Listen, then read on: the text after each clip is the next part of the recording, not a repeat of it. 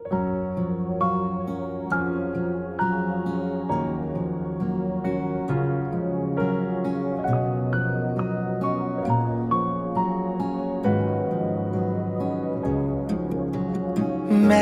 เวลาจะลบเลือนทุกสิ่ง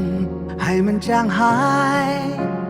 แต่ฉันใช้ทั้งหัวใจจดจำเรื่องของเธอแม้จะทรมานที่ต้องห่างกันแสนไกลแต่ฉันยังคงหายใจเพื่อรอวันพบเจอกี่คงคาที่กันเรากี่ทิวเขาที่ขวางทางหรือแม้รอยพันขวากน้ำใจจะข้ามไปกี่ราตรีที่ล่วงเลยผ่านเวลาที่หมุนไปทุกนาทีของใจยังคิดถึงเธอฉันยังรักเธอแม้นานๆไม่เคยจางใจนี้ยังคงเป็นของเธอไม่เคยมีวันห่างไกลรักเธอเมื่อรักแท้เกิดในใจ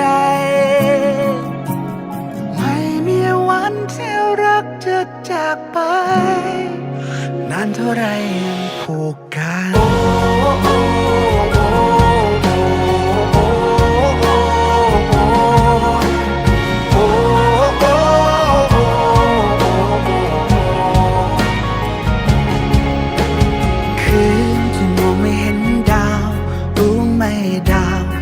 อยู่ตรงนั้นความรักแท้ก็เหมือนกันมันไม่เคยหายไปกี่คุณค่าที่กันเรากี่ทิวเขาที่ขวางทาง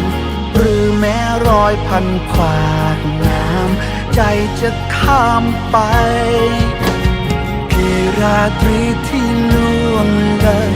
ผ่านเวลาที่หมุนไปทุกนาทีของใจยังคิดถึงเธอรักเธอแม้นานๆไม่เคยจางใจนี้ยังคงเป็นของเธอไม่เคยมีวันห่างไกลรักเธอเมื่อรักแท้เกิดในใจไม่มีวันที่รักจะจากไปนานเท่าไรยังผูกกัน